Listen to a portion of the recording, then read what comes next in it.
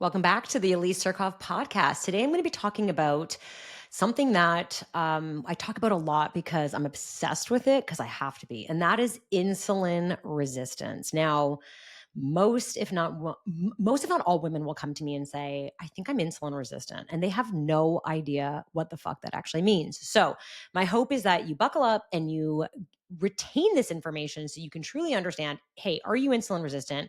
What are you going to do about it? And what does it actually mean? And so let's just back up a little bit and talk about what is insulin. Excuse me. So I have a really strong relationship with insulin because my son's life depends on insulin therapy. So he's type 1 diabetic, and I have been really managing insulin for the last 9 years to the point where I know it really well. So I see this as a mom of a type 1 kid. And I also see this as a woman in perimenopause who is at the peak of becoming insulin resistant. So, what does that actually mean? Okay, so let's back up. What is insulin? Insulin is a hormone that is produced by the pancreas that will think of it as being a key that unlocks the door in your cells to allow the glucose in your blood to come in. So, if you can imagine with me a little door, and you have glucose that is sitting outside of it, and glucose is like, knock, knock, can I come in? And the person behind the door is like, do you have a key? You can't come in without a key. And so what is glucose? Glucose is sugar. It is like when you are eating anything, and a lot of people will say, no, it's carbs only, but it is not. Everything gets broken down in some form or way or another to glucose. But let's just say you're eating carbohydrate rich foods, your body's going to break that down into glucose in the bloodstream, and it can't stay in the bloodstream. We don't want it in the bloodstream. This is very much, in fact, what diabetes is, whether it is type 1 or 2, it is the buildup of blood glucose or blood sugar. We use them interchangeably in the bloodstream, and that could make you die. So we don't want that. So again, imagine a big door, and glucose is like, hey, can I come in? And like the person on the other side is like, I really want you to come in, but you can't come in without the key. That is insulin. Insulin comes in and she like opens the door so that glucose can come in to the cells in your body and be used either as energy, so you can walk, run, move, skip, jump, catch a bus, whatever it is, or stored as fat so you can stay warm and have hormonal regulation, or it is stored for future energy so that if, let's say, you're exercising for a long period of time, you have storage that your body can break down and then use. So we need this key. Insulin is so important. And I hate using the word normal, but let's just say a normal physique or physiology with no insulin resistance, no diabetes. You're going to eat something, body's going to break it down to glucose. Glucose is going to knock on the door. Insulin is going to come on out and open the key to the door, be the key, open the door. Glucose is going to go in and body's going to be happy. And then it's going to do that again the next time you eat. All right. So what happens? How do we become insulin resistant? I'm going to park type 1 diabetes because type 1 diabetes is an autoimmune disease in which the pancreas or the cells of the pancreas that produce insulin get attacked. It's autoimmune, it attacks itself, and then the pancreas cannot um, produce insulin. There is no insulin that is happening in this body. So in my son's 11-year-old body, his pancreas, we call it a fucking useless pancreas, does not produce insulin. Okay. So he's not capable of it. And that is type 1. That is not what we are talking about today. We're talking about how do we become insulin resistant. So what happens over time? How does insulin actually work in the body? So you got to think about it like this. You're eating something, and as you're eating it, you have a hormonal response of like, hey, pancreas is going to have to release insulin so that she can go ahead and open the door and make everybody happy in the body. Okay. It takes on average about 4 hours for her to do her job, which means from the moment she's released from the pancreas to the moment she opens the door and then releases out of the body, that's about 4 hours. Okay. So let's say you eat breakfast, and breakfast is a piece of toast, I don't know, with eggs, avocado, whatever the fuck you're eating. It breaks it down. Insulin's doing her job. And then you go ahead and eat lunch. Insulin goes and does her job again. Maybe you have an afternoon snack. Insulin goes, does her job, leaves the body. And then maybe you have dinner. Insulin comes, leaves the body. This would be ideal because this gives insulin enough time to be released into the body and then leave. But what happens if you're at the office and someone brings out the donuts at like 10:30 and you're like, fuck it, I'm having a donut. Well, you just had breakfast like an hour ago, right? 90 minutes ago. And so now insulin has to do her job again, but she hasn't finished from the last time that she's been doing it. So she's like 2 hours in. She's got another 2 hours before she leaves her body. And she's like, oh, you want me to do it again? Okay. And then more insulin's released. Okay. So you're getting this kind of like wave effect where insulin is being released into the bloodstream and then released again and then again and then again over time. And when you do this enough times, your receptor cells, so think of the door that's opening, they get saturated. They're like, whoa, we got a lot of insulin here. We don't know what's going on. There's so much insulin in the body. We don't need to produce it anymore. Let's slow down, pancreas. We don't need it. That is actually what insulin resistant is. It's like the body is just not using insulin anymore, but it is available. And so it stops producing as much. If you do this enough times, year after year, decades after decades, this is how we become type 2 diabetic. All right. And you may or may not get on insulin therapy. In fact, insulin therapy is going to be the best. However, there is this long process of becoming insulin resistant. And this also naturally happens as you age. Okay. Because as you're aging and your hormones are changing, you're not insulin sensitive anymore. You were because you had a lot of fucking estrogen in your body, but now that's gone to shit. So you are not as sensitive like you used to be, meaning like when your body is eating something and, we're knocking on the door, insulin is like, I'll be right there. I'm a little tired. I'm a little sleepy. And the door is like, glucose is like, yo, girl, like I got to get in. Like I got to do shit on the other side of the door. And insulin's like, I know, but I'm tired. I don't want to do it. It's kind of like what insulin resistance is happening as you age. So no matter what you do, if you've always eaten the same way, which is what I hear 100% of the time, hey, Elise, I haven't changed my diet. Why am I gaining weight? Girl, it is likely this. You're becoming insulin resistant because you haven't changed anything. All right.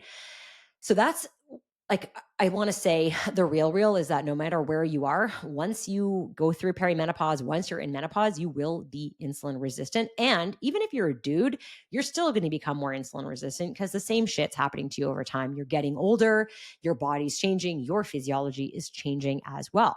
So what do we do about it? Well, first and foremost, it's like it's not so obsolete. You're not like, I'm insulin resistant, therefore I cannot lose weight. I wish it was that easy. It's you're dropping insulin sensitivity as resistance is pulling up. So you might have times of your cycle where you are more insulin resistant. For a lot of women, that could be their late luteal phase.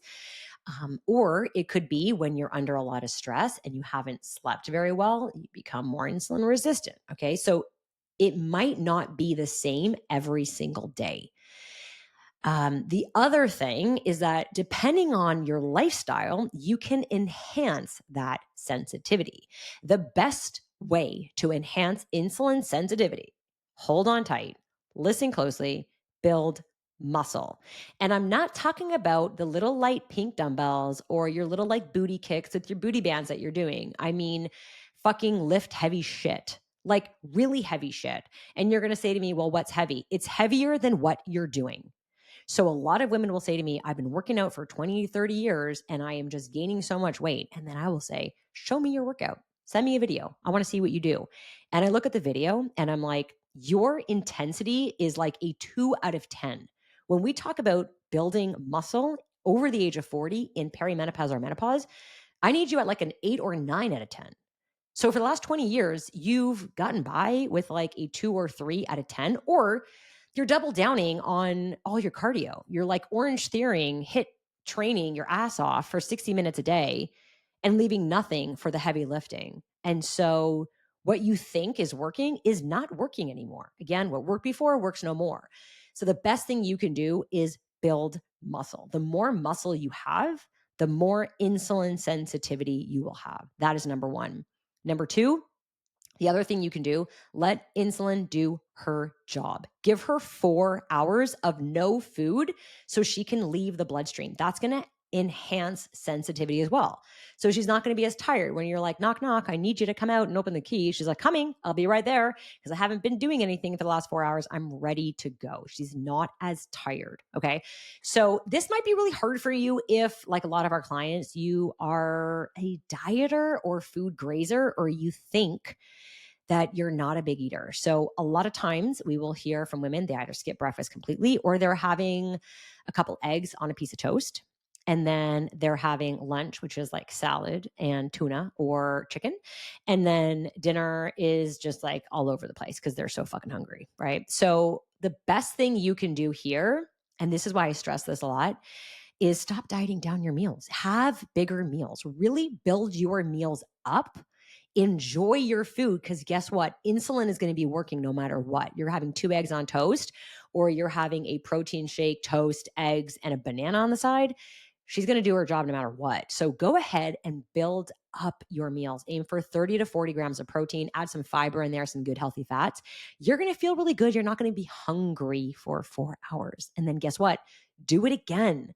And then do that again. And that's going to help build up your insulin sensitivity as well, because how you eat at one meal is going to affect how you eat at the next meal. They're not mutually exclusive. So if you have a diety, quote unquote, breakfast of like spinach and egg whites, and lunch, you're going to kind of diet down again, you're going to be starving as fuck and you're going to eat the rest of your food, but in snacks. So what you think is not eating a lot, or, I'm only eating 1,300 calories. When you add it all up and you add the granola bar and the protein bar and the rice cakes and the hummus and carrots and, the fresh veg that you're going to add to that and the fruit and all the things you're adding in, whether they're quote unquote healthy or not, everything counts. Add those into your meals. And I promise you, life is going to get easier. Now, there are other things that we can do to enhance insulin resistance. So before you come at me and say, you don't understand, and my doctor told me this, I get it. It's confusing. We have a lot of supplements that we can recommend. Of course, there are GLP-1 agonists like Ozempic that are going to help with that as well. But we don't need to rush into that because lifestyle will always come first. And there's a lot that you can do before you go ahead and jump to that next level of, I am doomed, I need to do blank. For most women, it is really learning relearning, I should say, the baseline of what they thought was normal. For me, I thought eating like an asshole on the weekend was normal. It wasn't for 4 years of really practicing that I realized, overeating on the weekend is not normal. So we need to really understand, what type of training are you doing? And is it really helping your insulin sensitivity? Or are you just doing a baseline to just stay somewhat active? Is your intensity to the point where you're fatiguing out? Can you see physical changes in the mirror? Are you in fact getting stronger? Are you lifting more over time? So at the end of the day, it all does really come down to that baseline and understanding what you need. Of course, talking to your doctor about it is going to help as well.